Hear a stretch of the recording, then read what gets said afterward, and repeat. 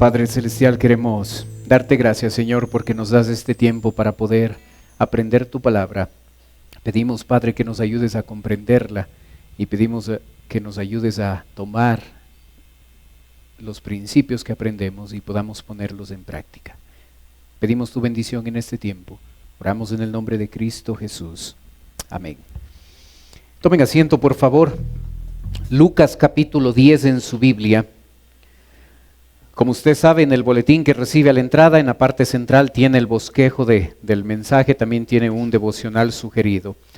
Vamos a leer Lucas capítulo 10, vamos a empezar en el versículo 25. Es un pasaje bastante conocido, se trata del buen samaritano.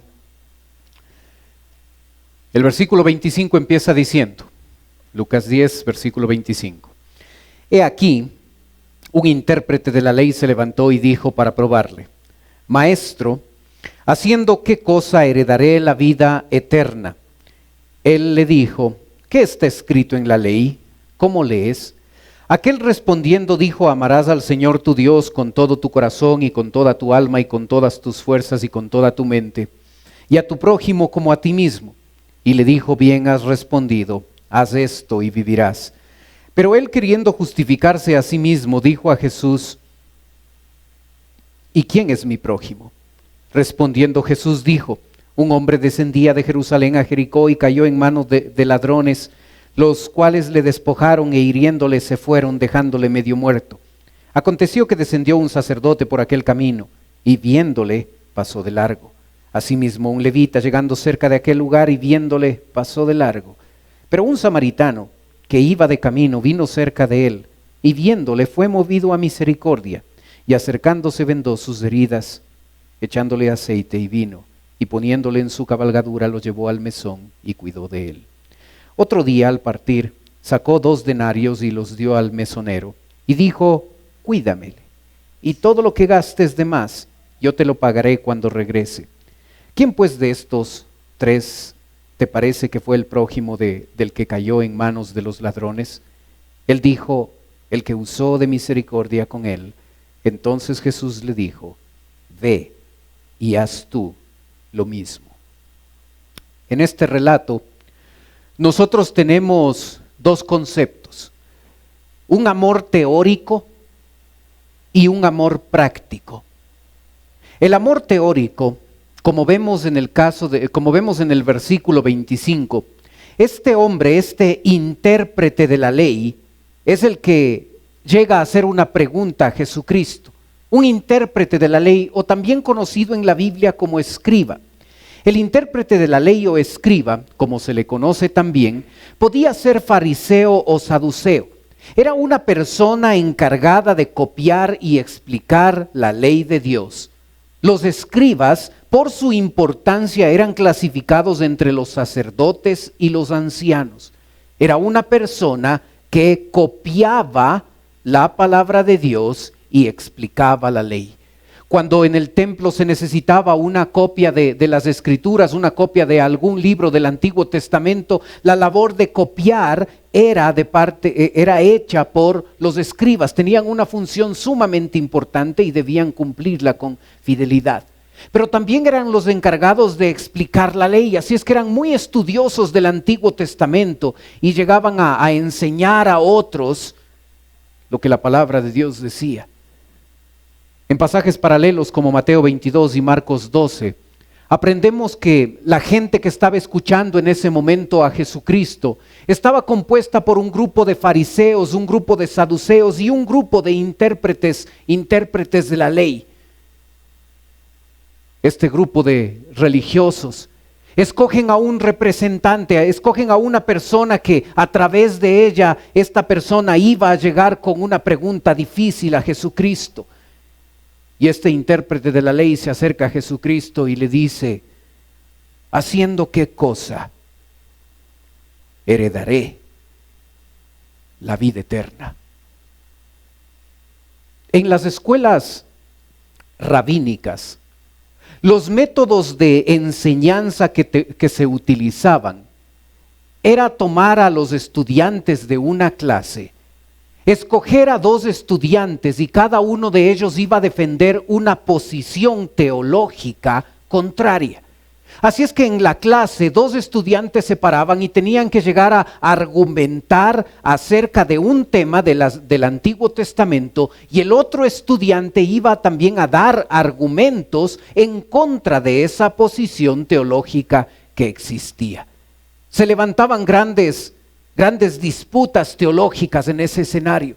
Los dos estudiantes enfrentándose intelectualmente. El profesor hacía de moderador y los estudiantes que estaban en la clase les escuchaban a estos dos que estaban exponiendo esta disputa teológica.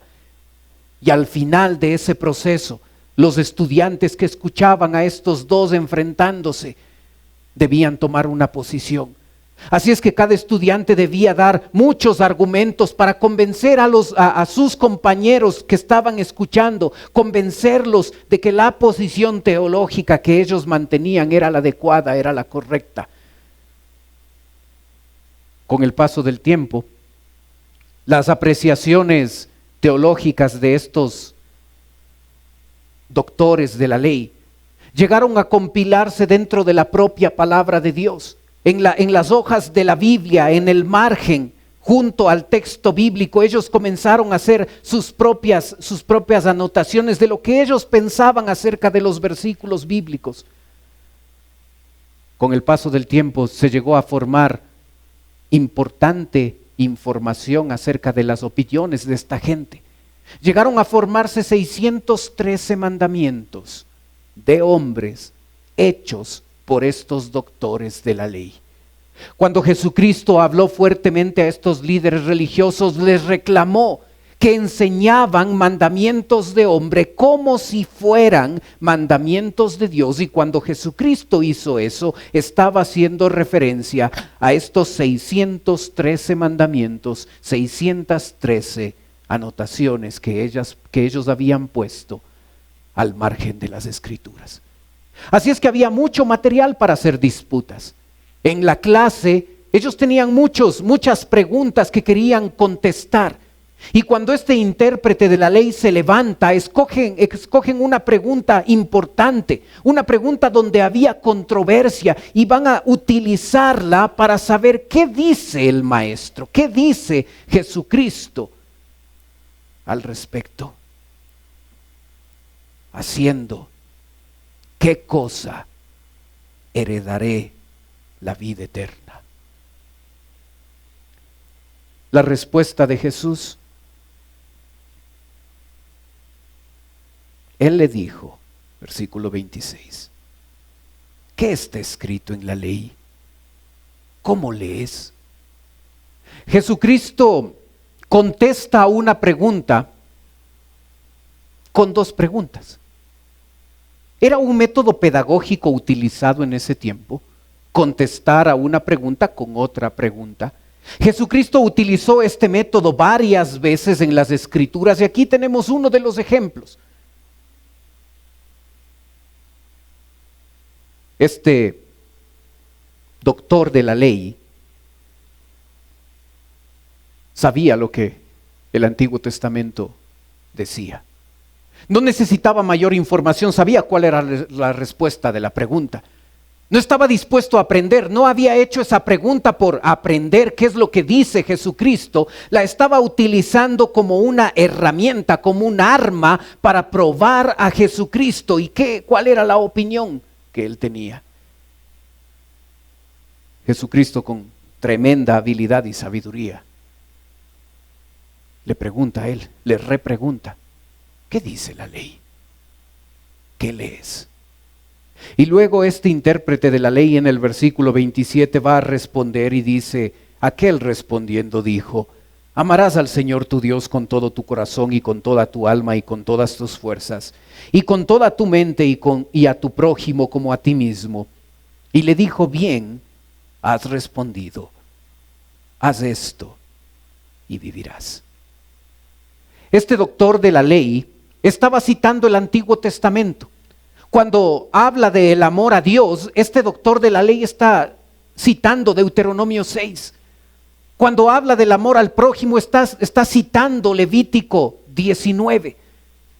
Estos religiosos tenían la costumbre de repetir esto del amor de Dios, repetían 2 veces al día.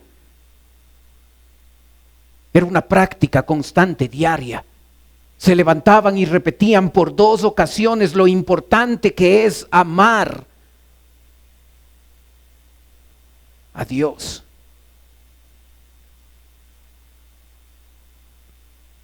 ¿Sabe? Esta gente sabía acerca del amor. Había memorizado acerca del tema. Hablaba acerca del amor.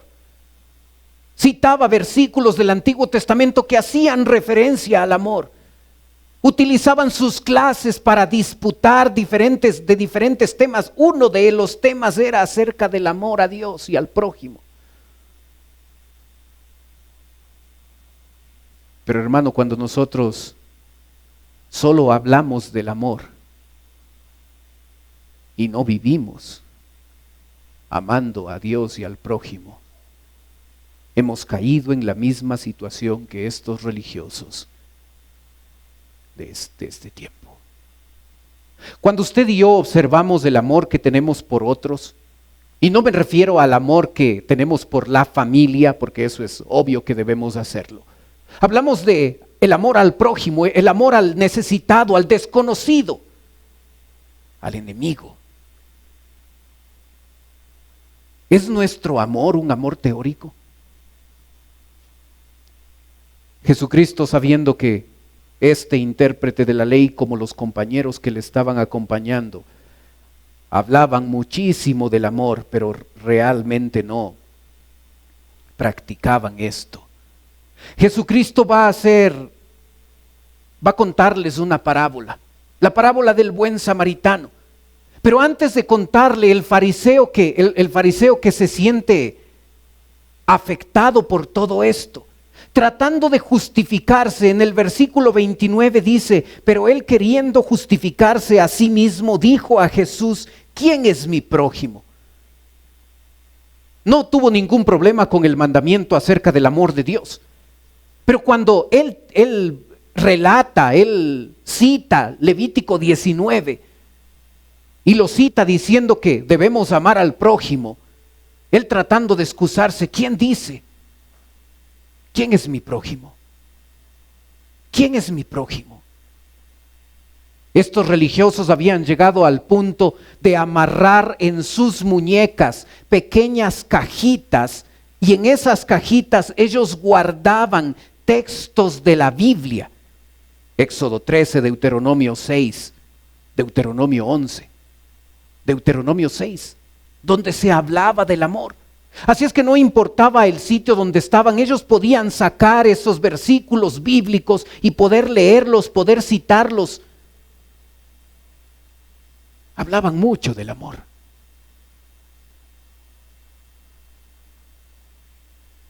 Llegaron al punto, como usted lo puede ver en la cita de Mateo 5:43. Jesucristo, citando el Antiguo Testamento, dice: oísteis que fue dicho, amarás a tu prójimo. Observe la añadidura que hicieron estos religiosos al versículo: y aborrecerás a tu enemigo.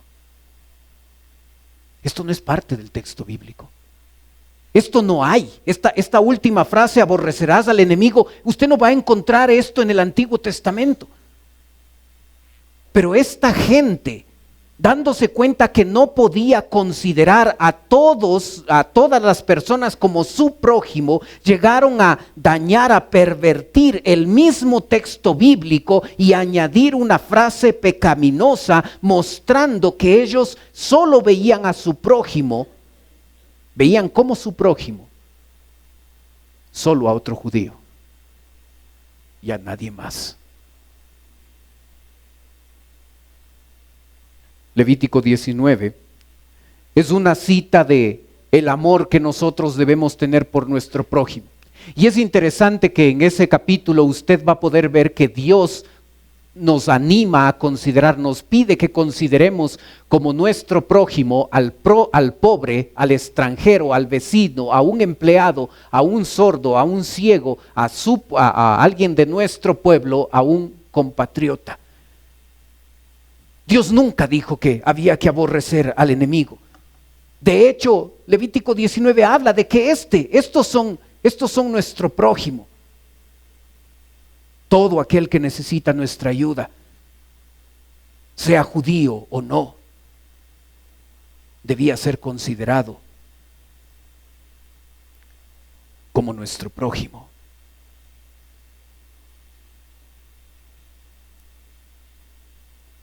En el versículo 30, Jesucristo va a relatarle la parábola del buen samaritano. Y le dice, respondiendo Jesús, dijo, un hombre descendía de Jerusalén a Jericó y cayó en mano de ladrones, los cuales le despojaron e hiriéndole, se fueron dejándole medio muerto. Cuando nosotros leemos el texto bíblico, aun cuando aquí no se registra la nacionalidad de este hombre, parece evidente que el hombre es un judío. ¿Sabe? El texto utiliza la palabra descender de Jerusalén a Jericó, porque aun cuando es una distancia pequeña, hay 28, 30 kilómetros desde Jerusalén hasta Jericó, nosotros debemos saber que Jerusalén se encuentra a 750 metros sobre el nivel del mar, mientras Jericó se encuentra a 260 metros bajo el nivel del mar.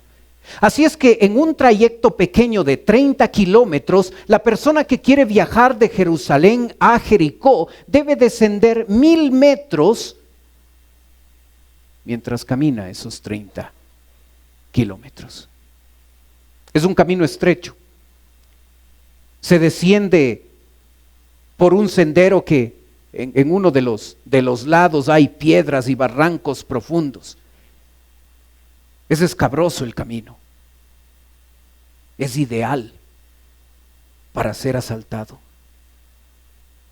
Es tan peligroso el lugar que Jerónimo en el siglo V denominó a este camino como el camino de sangre. Roma, después de unos años de este relato, llegó a construir todo un fuerte en una parte de este camino para que los viajeros pudieran tener algo de protección cuando ellos viajaban por este lugar. Había una necesidad. Había un moribundo, un judío que estaba muriendo. Y el verso 31 nos dice, aconteció que descendió un sacerdote por aquel camino, viéndole, pasó de largo. Asimismo un levita llegando cerca de aquel lugar y viéndole, pasó de largo. Ambos vieron la necesidad del moribundo. Ambos pasaron de largo. Se supone que los sacerdotes y los levitas son personas que están más cerca de Dios. Se supone que sacerdotes y levitas, estos eran los líderes más importantes del judaísmo. Se supone que ellos debían dar el ejemplo en esto, y un despreciado samaritano va a llegar a actuar mejor que este sacerdote y este levita. Qué tremendo cuando gente que no conoce de Dios es más sensible y más amorosa con la necesidad de otros que nosotros que conocemos al Dios verdadero. Recuerde quién está oyendo la parábola. No solo es este intérprete.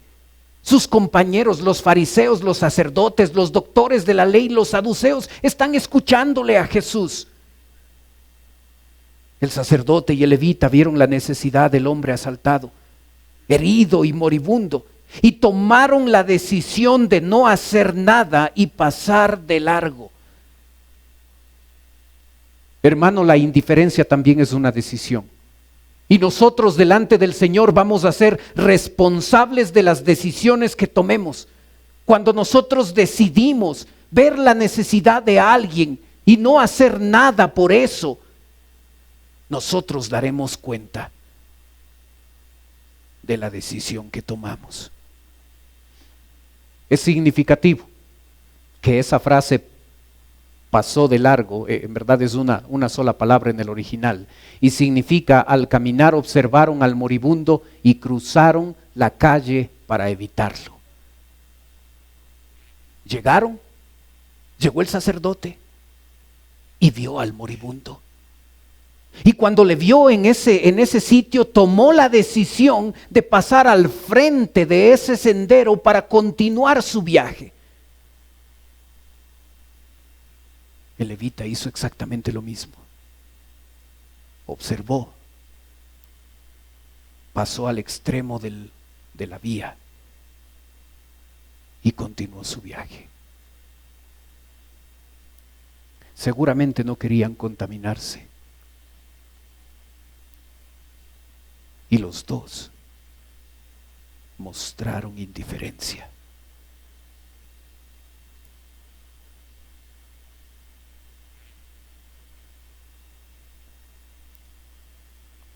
Éxodo 23 dice: si encontrares el buey de tu enemigo o su asno extraviado, vuelve a llevárselo.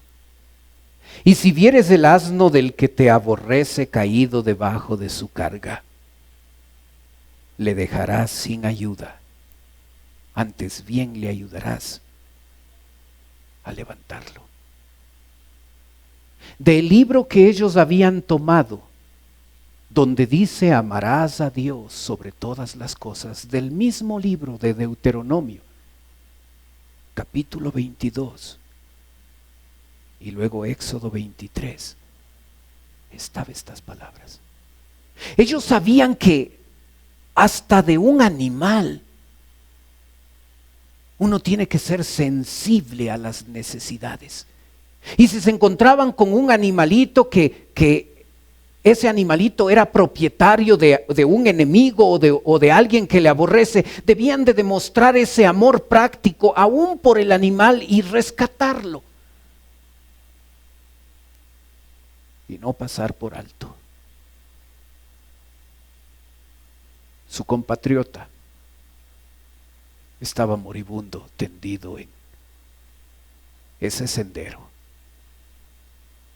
Tomaron la decisión de ver, cruzar la calle, apartarse para no contaminarse y seguir hacia donde iban. Hablaban del amor, discutían acerca del amor, memorizaban citas bíblicas acerca del amor. Hicieron versículos acerca del amor y los guardaban en sus cajitas.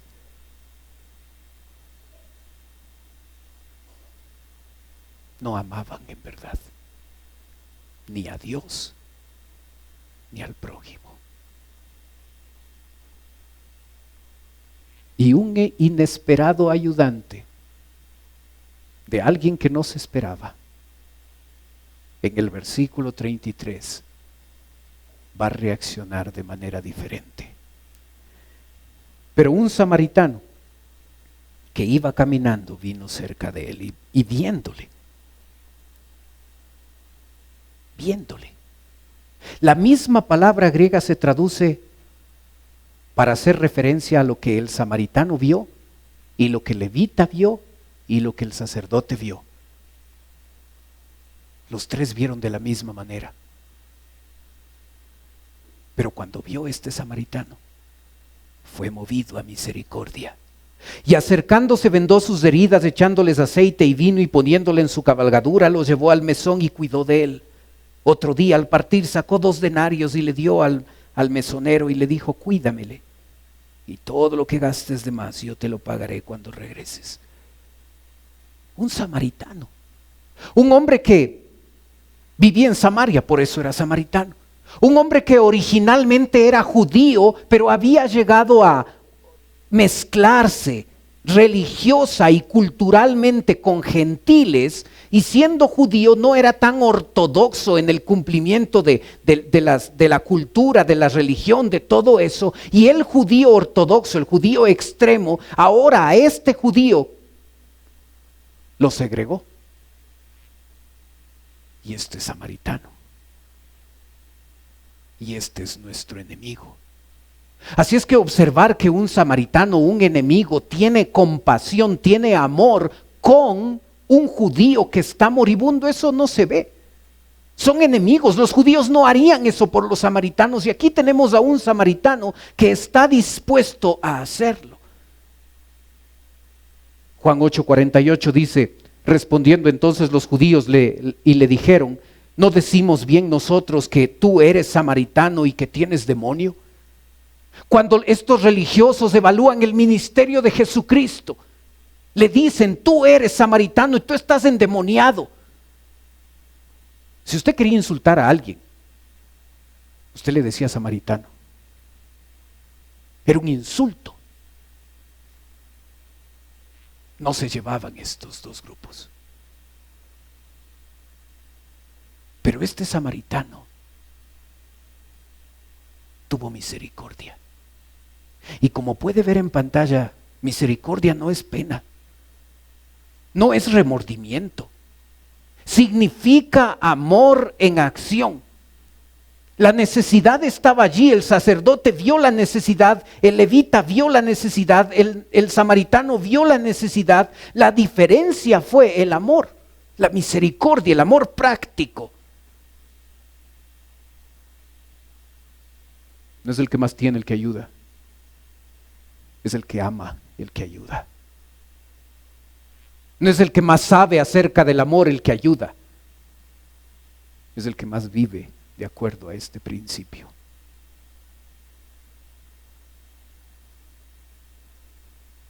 En el Nuevo Testamento esta palabra, misericordia, es usada siempre, excepto una vez, es usada siempre para hablar del amor que Jesucristo tiene por nosotros. Y solo una vez se hace referencia a que un hombre, un samaritano, tuvo ese mismo amor por otro. Hermano, la mejor manera de que la gente sepa que nosotros amamos a Dios es cuando nosotros amamos al prójimo, al desconocido, al pobre, al que no nos puede devolver el favor, al que no nos puede invitar a comer como nosotros le invitamos a comer, al que no nos puede regresar el favor.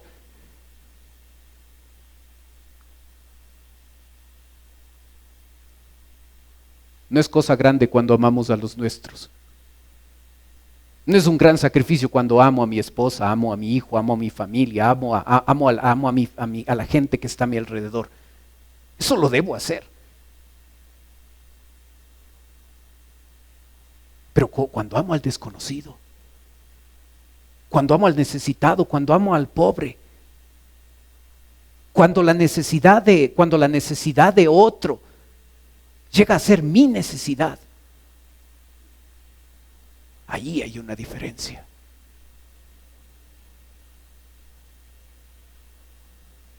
La mejor manera de enseñar amor a sus hijos no es dándoles una clase, es enseñándoles. Cuando mi esposa baja a dar de comer a los perritos de la calle, Ian ve, yo veo. Pero un día una mujer vio, una mujer que amaba a los animales, y vio lo que mi esposa hizo. Y mi esposa, después de que esta mujer vio, mi esposa tuvo la oportunidad de hablar con esta persona y le compartió de Cristo. Un acto, suplir una necesidad física, un puñado de comida para un perro, llegó a abrir el corazón duro de una mujer que había tenido una tremenda mala experiencia con el cristianismo. Pero vio que esta cristiana no hablaba del amor, sino amaba a un perrito necesitado. Las puertas se abren cuando uno ama de veras. Una vez cuando nos topamos con un carro dañado ahí en la carretera y la señora frente al volante y sus hijos atrás tratando de empujar, y todos pitaban. Nos estacionamos, no fuimos de mucha ayuda, pero Ian y yo estábamos atrás del carro, tratando de empujar con los otros dos chicos, y no se movió mucho, no fue de mucha ayuda lo que hicimos. Pero la mejor manera de enseñar a mi hijo a amar a su prójimo no es sentarle y darle una clase de esto y hablarle del griego y del hebreo y darle esta conferencia sentado ahí en la casa. Es que él vea cómo se ama al prójimo. Hermanos, somos muy teóricos. Este samaritano, como dice el versículo 34, se acercó. Mientras el sacerdote y el levita tomaron la decisión de cruzar al otro lado de la calle para continuar su viaje, este hombre comenzó a demostrar ese amor por ese desconocido, por ese que era su enemigo, y se acercó. Probablemente este samaritano estaba haciendo un viaje, probablemente tenía que hacer, probablemente iba por asuntos comerciales, familiares o cualquier cosa. No era un desocupado. Pero sabe, las interrupciones en nuestra vida en verdad no son interrupciones. Son oportunidades que tenemos de parte de nuestro Señor para mostrar amor hacia los que necesitan. Y cuando lo hacemos, muchas de las veces eso abre la oportunidad no solo para suplir una necesidad física, un plato de comida, sino para suplir una necesidad mucho más grande, la necesidad que esa gente tiene de Cristo.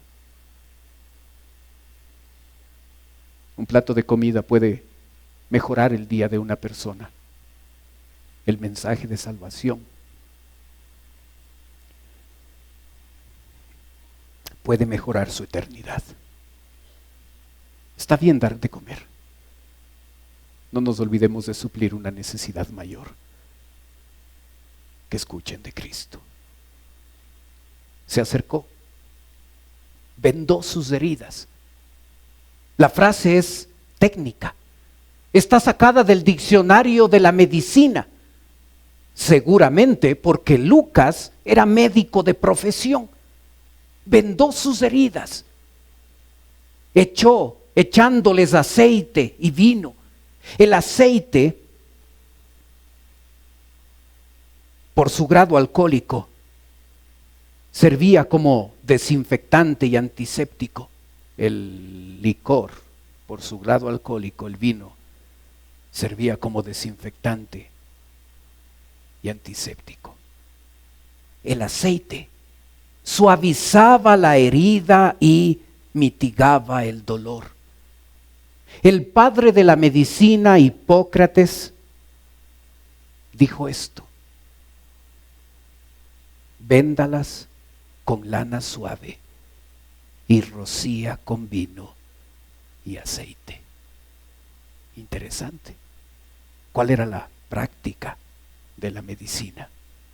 Y luego este hombre, este samaritano toma y el 34 dice, y poniéndole en su cabalgadura. Ese animal tenía un solo puesto.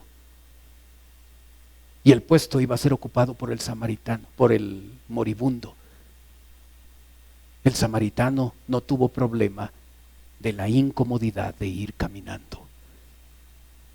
Luego le llevó a la clínica, 34, y lo llevó al mesón y cuidó de él. Y la frase cuidar de Él significa pasar la noche cuidando de Él.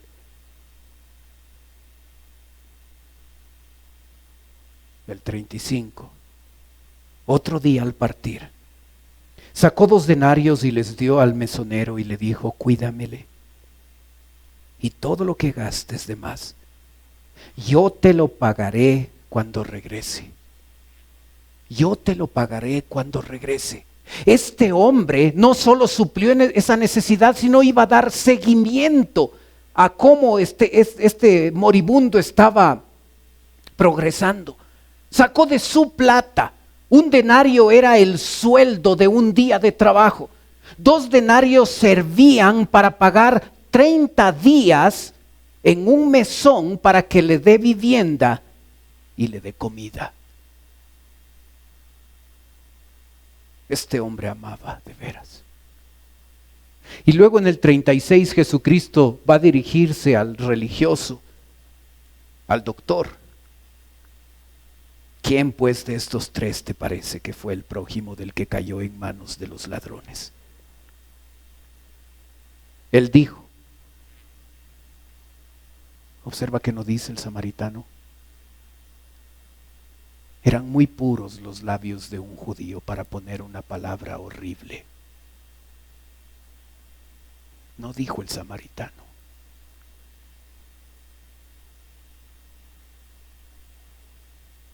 El que usó de misericordia con él. Entonces Jesús le dijo: ve y haz tú lo mismo. No le dijo: ve y habla acerca del amor. Ve y discute acerca del amor.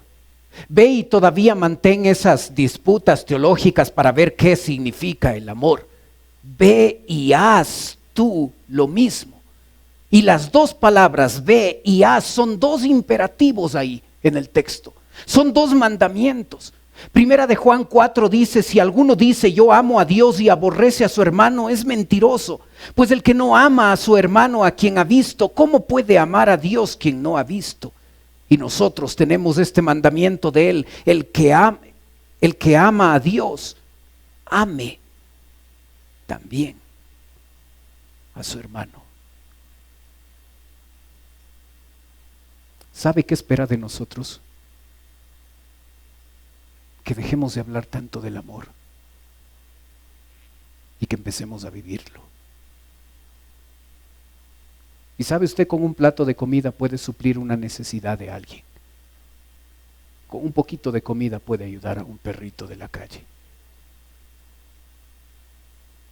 Pero no se olvide de una necesidad mayor. El ayudar con algo de comida muchas veces abre puertas para que la gente esté dispuesta a escuchar no al religioso que habla del amor, sino a una persona que ha decidido vivir bajo este principio. Y son tremendas oportunidades para hablarles de Cristo. No nos quedemos con suplir una necesidad física y temporal. Aprendamos a suplir una necesidad eterna. Y cuando hablamos de misiones, es llegar a la gente donde yo estoy y ser un buen samaritano con ellos. Pero saben, nuestros misioneros hacen una labor mayor. Les hablan de Cristo. De nada vale que usted dé un plato de comida y luego la persona se muere y va al infierno. Deben conocer de Cristo para tener vida eterna. Hay que hacer las 2 cosas. Hay que dar de comer, hay que ayudar al necesitado. Lleve folletos en su carro, lleve folletos en su cartera. Ayudemos a otros, hablemos de Cristo. Eso es lo que Dios espera. Dejemos de hablar tanto del amor. Y cuando usted esta semana se topa con algún necesitado ahí, suplamos esa necesidad. Usted dirá: pastor, hay algunos que son mal acostumbrados. Hay algunos que abusan, hay algunos que son vagos y están en las calles y en vez de trabajar están mendigando. Y es cierto. A mí no se me ha llamado a determinar quién es una persona que tiene una necesidad porque no quiere trabajar o porque realmente no puede. Cualquiera que sea la situación, nosotros podemos ser instrumentos del Señor para suplir esa necesidad. Cuidado con que caigamos en la posición del sacerdote y el levita, que se hicieron a un lado. Les podían contaminar, les podían ensuciar porque huelen mal, porque se visten diferente.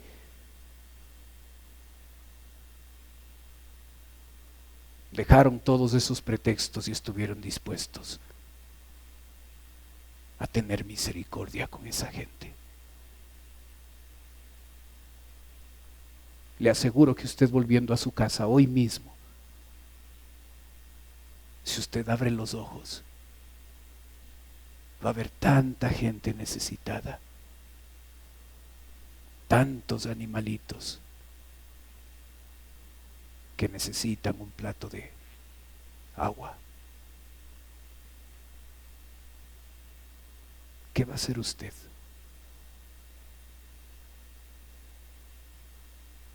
¿Va a seguir hablando del amor? ¿O vamos a vivir bajo ese principio? Oremos.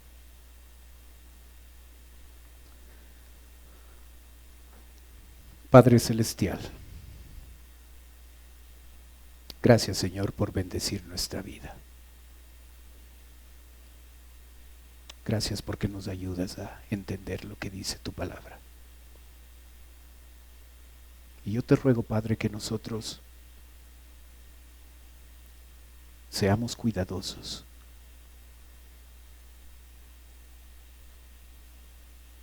cuando tomamos decisiones frente a la necesidad de la gente. Ayúdanos. Que tengamos cuidado de decidir ser indiferentes. Que aprendamos a decidir compartir lo que tú nos das. Gracias, Señor, por bendecir nuestra vida. Siempre hay un plato de comida. Siempre hay ropa y muchas de las veces hay más. Ayúdanos a amar al necesitado.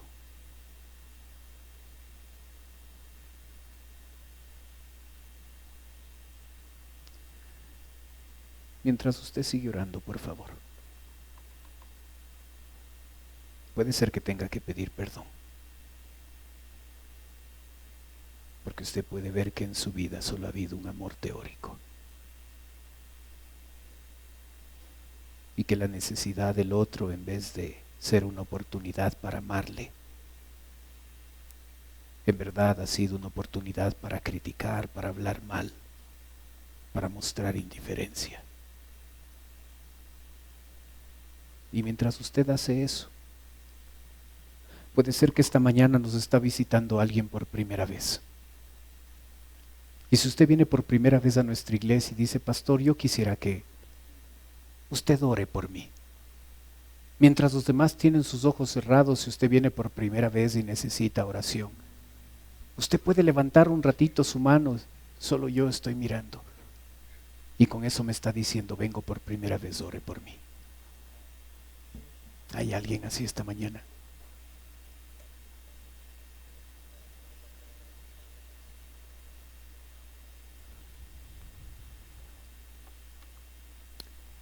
Padre Celestial, estamos aquí nosotros tus hijos, y yo te ruego que podamos decirte a ti, aquí estoy, te ofrezco todo lo que soy. Señor, queremos ser un sacrificio vivo para ti. Queremos entregar nuestra vida y queremos entregar esta área de nuestra vida donde muchas veces solo hay teoría. y queremos amar de veras. Queremos suplir necesidades temporales como un plato de comida, pero ayúdanos, Señor, a suplir una necesidad más grande. La necesidad que esas personas tienen de Cristo. Ayúdanos a hablar, a dejar a un lado los pretextos y el miedo y las cosas que nos inmovilizan, y decir a estas personas que solo en Cristo hay vida eterna. Pedimos tu bendición. Oramos en el nombre de Cristo Jesús. Amén. Puestos de pie, cantemos, por favor. Aquí estoy,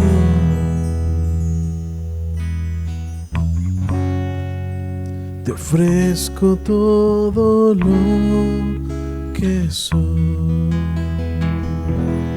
Aquí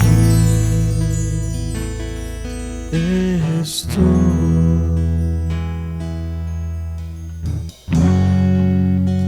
un sacrificio quiero ser. Toma mi ser, mi vida entrego a ti, porque tú eres mi Dios, eres digno de adoración. Una ofrenda de amor seré para ti. Aquí estoy, aquí estoy,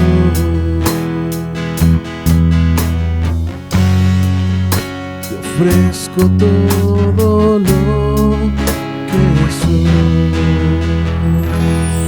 Aquí estoy, un sacrificio quiero ser. Toma mi ser, mi vida entrego a ti, porque tú eres mi Dios, eres digno de adoración. Una ofrenda de amor seré para ti, porque tú eres mi Dios, porque tú eres mi Dios, eres digno de adoración. Una ofrenda de amor seré para ti,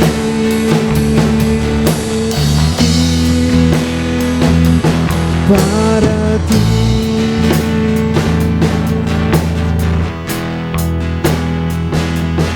porque tú eres mi Dios, eres digno de adoración. Una ofrenda de amor seré para ti,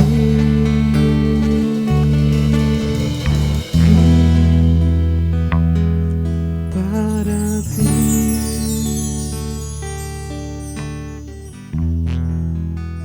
Amén.